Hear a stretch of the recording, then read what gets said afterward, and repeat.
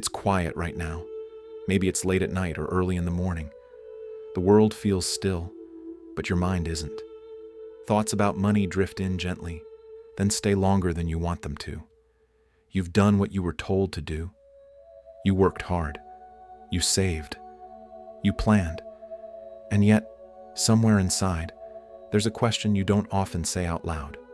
Why doesn't it feel safe yet? In the Buddhist tradition, this question is not a failure. It's a doorway. Because the unease you feel isn't really about numbers, accounts, or markets. It's about where you've been taught to look for security. Today we'll explore 7 quiet Buddhist insights about prosperity, not the kind that rises and falls with the economy, but the kind that steadies the heart, no matter what changes around you. Take a breath, stay with me, and if something here resonates, simply listen all the way through. You might recognize a wealth you already have. 1. Contentment is the greatest wealth. There comes a time in life, often quietly, when the outer responsibilities slow down, but the inner restlessness does not. You may be older now. The bills are mostly paid. Food is on the table. The house is standing. And yet, when night falls and the world grows still, the mind keeps counting, not out of greed, but out of fatigue, a gentle, persistent tiredness. You ask yourself sometimes without words, why do I still feel like something is missing? You did what you were supposed to do. You accumulated. You planned. You were careful. So why does safety still feel fragile, as if it could slip away at any moment? Buddhism offers a quiet reframing here, one that doesn't argue with your experience but softens it. Wealth, in this view, is not measured by how much you have gathered over decades. It's measured by how much is enough for you to rest. Enough is not a number you reach. It's a feeling you recognize. 2 people can have the same savings, the same home, the same circumstances, and one sleeps peacefully, while the other lies awake. The difference isn't in the account. It's in the relationship to enough. There is a familiar story of an older man who spent most of his life working toward a large, comfortable home. By the time he retired, the house was paid off. But the work didn't end. Repairs, maintenance, unused rooms filled with objects he rarely touched. One day, sitting alone in a quiet room he no longer needed, he realized something unsettling and freeing at the same time. He wasn't living in his home. He was guarding it. The house had quietly become his responsibility rather than his refuge. That moment didn't make him poorer. It made him honest. This question gently turns toward you as well. How many things in your life are you maintaining simply because you've had them for a long time? How much of your energy goes into holding, fixing, protecting, and worrying rather than actually living? Less does not mean loss. Less often means lightness. It means space returns, not only in your home, but in your chest. Tomorrow morning, before the day begins pulling at you, try something simple. Sit for a moment. Take 3 slow breaths. With each breath, quietly recognize one thing that already feels sufficient. Not something you're thankful for, just something you can honestly say, this is enough for now. Let that recognition settle. Wealth is not having more. Wealth is discovering that you don't need more in order to rest. 2. Non-attachment protects your peace. There is a particular kind of anxiety that appears even when the numbers look fine. You may have savings. You may have plans laid out neatly on paper. And yet, sleep doesn't come easily. The mind keeps rehearsing scenarios, running through what-ifs, bracing for something to go wrong. At its core, this fear is rarely about money itself. It's about control, about the quiet belief that if everything stays exactly as it is, then you'll be safe. And the exhaustion comes from trying to hold life still in a world that never stops moving. Buddhism gently shifts the focus here. The suffering doesn't arise from loss, because loss is part of life. It arises from attachment, not from what you own, but from how tightly you hold it. 2 people can face the same uncertainty, the same economy, the same risks, and experience completely different levels of peace. One is consumed by worry, the other rests. The difference is not possession, it is grip. When something becomes the foundation of your sense of safety, fear quietly follows, because deep down, you know it can change. There is an old teaching that contrasts a wealthy merchant and a simple monk living in the same town. The merchant owned ships, land, and storehouses, yet lay awake every night imagining storms, theft, and loss. The monk owned little more than a robe and a bowl, and slept soundly. Both lived under the same sky, exposed to the same uncertainties. What differed was not their situation, but what they were trying to protect. This story leaves an uncomfortable but important question hanging in the air. Who is really being owned here? The possessions or the person? When you look at your own life, this question becomes very personal. Your bank account, your home, your plans for the years ahead. You don't suffer because these things might change. You suffer because part of you believes they are supposed to stay. That belief turns natural uncertainty into constant tension. When worry rises, pause for a moment. Sit if you can. Place a hand on your body and breathe slowly. Ask yourself, gently and without judgment, what am I holding that's holding me? Name it quietly. There is no need to let go completely. Simply imagine loosening your grip, just a little. Often, peace doesn't come from release. It comes from realizing that clinging is what's been making you tired. 3. Right livelihood continues beyond career. For many people, retirement doesn't arrive with relief. It arrives with silence. The schedule that once gave structure disappears. The phone rings less often. No one is waiting for your output, your decisions, your productivity. And beneath the surface of this new freedom, a quiet question begins to form. If I'm no longer working, am I still needed? In a culture that measures worth by usefulness, it's easy to feel as though value ends when the paycheck does.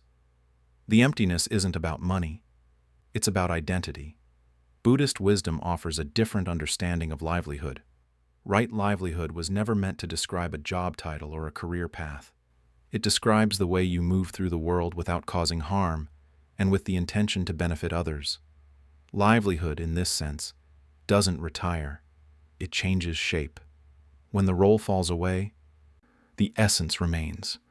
Your worth was never created by what you produced. It has always lived in how you show up. There is a quiet Zen story about an elderly gardener at a monastery who moved slowly, carefully, tending the grounds one leaf at a time. A young monk, full of energy and ambition, watched him and finally spoke. If you worked faster, he said, you'd finish sooner and have more time to meditate. The old man smiled and continued his work, explaining that each movement was already meditation. Each leaf was handled with care, each step taken with full attention. He wasn't behind. He was present. And the garden reflected that presence in a way speed never could. This teaching reaches directly into modern life. Productivity is not the same as value. Speed is not the same as meaning. You are not less important because you do less. You are differently important. Your presence, your patience, your lived understanding carry a kind of wealth that only time can create. When that wisdom is shared, even quietly, it nourishes others in ways no task list ever could. Set aside 1 hour this week, not to accomplish anything, but to notice. Ask yourself, how am I still offering something? It may be through listening without rushing, speaking gently, or sharing a lesson learned the hard way. Write down 3 small ways you gave something that had nothing to do with money. If this perspective speaks to you, stay with the rest of these teachings. You may discover that your contribution has been quietly continuing all along. 4. Generosity creates abundance. When the fear of not having enough appears, the body reacts before the mind can explain it. The shoulders tighten. The breath becomes shallow. The instinct is to pull inward, to protect, to hold on to whatever feels scarce. This response is deeply human. When uncertainty rises, the hand closes. We save more, share less, and quietly brace ourselves. The mind tells us that holding tighter will create safety, but the heart often feels smaller as a result. What we call caution can slowly turn into contraction. Buddhist wisdom turns this instinct upside down. Abundance, in this tradition, is not something that arrives after accumulation. It is something that emerges through giving. You don't give because you have extra. You discover you have enough because you give. This isn't a moral demand or a financial strategy. It's a shift in identity. The moment you offer something freely, even something small, you step out of the role of the one who lacks and into the role of the one who can offer. That shift changes how you experience the world. There is a story from the Buddha's time of a woman who lived with very little. She worked hard each day and earned just enough to survive. One evening, wanting to make an offering, she realized she had almost nothing to give. After a long day of labor, she earned a single small coin and used it to buy a simple oil lamp. That lamp was placed among elaborate offerings from wealthy patrons. When the wind rose later that night, many of the larger lamps went out, but hers continued to burn. The teaching was not about miracles. It was about intention. Her gift came from fullness of heart, not excess of resources.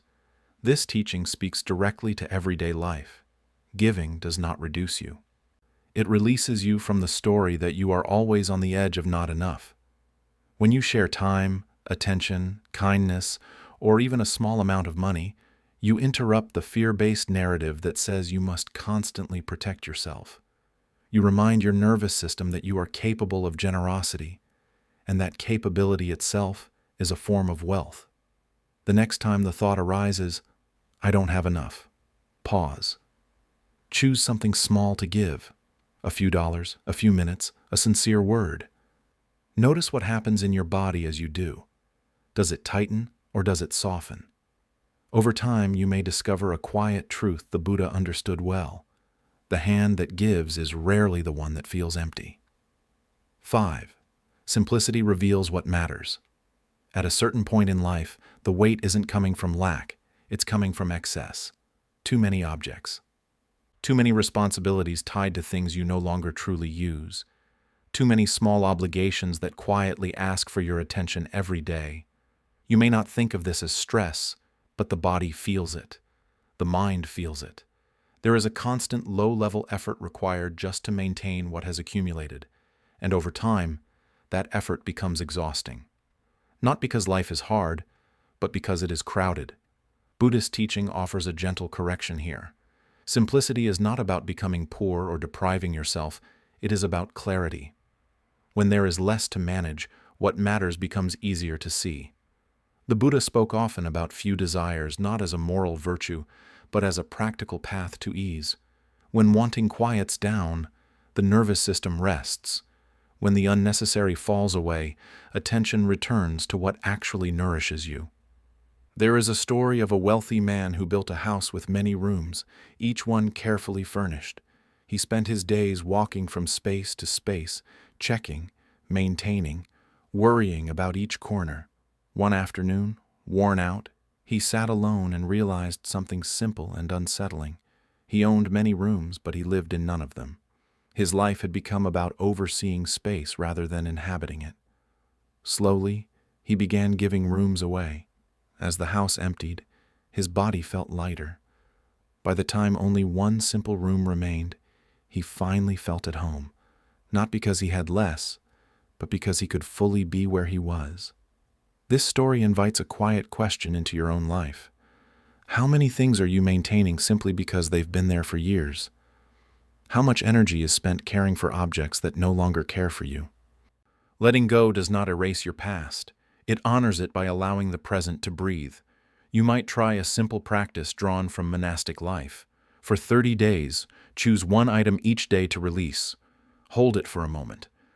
Acknowledge whatever purpose it once served. Then let it go. Donate it, gift it, or simply remove it from your space. Notice not only what changes in your home, but what shifts inside you. Often, as the load lightens, a quiet realization emerges. When you carry less, you discover you were already carrying enough. 6. Presence is priceless. Financial worry has a way of pulling the mind out of where you are and scattering it across time. Part of you is replaying the past, thinking about what you should have saved, what you lost, what you might have done differently. Another part is racing ahead, imagining future expenses, future needs, future threats. While the mind moves back and forth, the present moment quietly empties out. You are here physically, but not fully living where you are. This is how anxiety steals time without announcing itself. Buddhism points to a simple but radical truth. The only wealth you truly possess is this moment, not the moment you planned for, not the moment you remember. This one. Everything else is memory or imagination. The present is the only place where life actually happens, and it is the one thing that cannot be taken from you by markets, inflation, or circumstance. When this is understood deeply, something in the nervous system softens. You stop chasing security in time and begin resting in experience. There is an old teaching story of a man fleeing danger who finds himself trapped between threats, with no clear escape. In the midst of fear, he notices a small fruit growing nearby. He pauses, tastes it, and experiences its sweetness fully. When later asked about the meaning of this story, the response was simple. Even when uncertainty surrounds you, the present moment still offers its gifts. You may not be able to control what comes next, but you can inhabit what is here now. This teaching lands close to home. Much of financial anxiety comes from not being where your body is. The question isn't whether planning is wrong. It's whether planning has replaced living. Ask yourself gently, am I experiencing my life? Or am I mostly thinking about it? The difference is subtle, but the effect is profound. Presence brings you back into contact with what is actually happening, rather than what might happen. Choose one ordinary activity today and commit to doing it with full attention. Drinking your coffee, walking to the mailbox, washing your hands. Before you begin, take a breath and let everything else wait. Feel the sensations, notice the details, and when thoughts drift to money or worry, gently return to the moment. This practice costs nothing, yet it offers a rare wealth. What no one can take from you is this moment, fully lived. 7. Impermanence frees you from financial fear. At the root of financial fear lies something deeper than numbers. It's the fear of losing. Losing money, losing health, losing the life you've carefully built. Beneath every worry is the same quiet realization. Nothing feels guaranteed anymore. As the years pass, this truth becomes harder to ignore. The body changes, circumstances shift. What once felt solid now feels uncertain. Fear doesn't arise because things change. It arises because we keep hoping they won't. Buddhism names this directly, not to frighten, but to free. Everything that comes into being also passes away. Nothing arrives with the promise to stay. This isn't pessimism, it's clarity. When we expect permanence from what is temporary, tension becomes constant. But when impermanence is understood, life softens. You stop demanding security from things that were never meant to provide it. There is a teaching story of a wealthy supporter of the Buddha who managed his resources wisely and gave generously, yet still felt unease about the future. What if his wealth disappeared? What if circumstances turned? The Buddha reminded him gently that money can be lost to fire, flood, theft, or time. Even careful planning cannot prevent change, but wisdom, understanding, and inner steadiness cannot be taken in the same way. When this man understood that wealth was not a refuge but wisdom was, something shifted. He continued to care for his resources, but he no longer leaned on them for peace. This shift is subtle but powerful. When you see yourself as an owner, everything feels heavy. There is pressure to protect, preserve, and control. When you see yourself as a steward, the weight lightens. You care for what passes through your hands, knowing it was never truly yours to keep.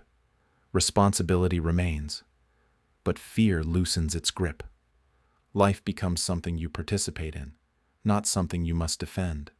There is a simple reflection that can bring this clarity into focus. Sit quietly and imagine, gently, that you had 6 months left to live. This is not meant to scare you. Let it wake you up. Ask yourself how you would relate to money, time, and attention. What would matter less? What would matter more? Then ask the deeper question. Why wait for certainty to live that way? Impermanence is not bad news. It is what makes this moment precious. When you let go of what cannot be held, you discover what cannot be lost. We've walked through 7 quiet truths together, not as ideas to memorize, but as ways of relating to life more gently. Contentment, non-attachment, contribution, generosity, simplicity, presence, and impermanence all point to the same understanding. Real security was never meant to be found in what you accumulate.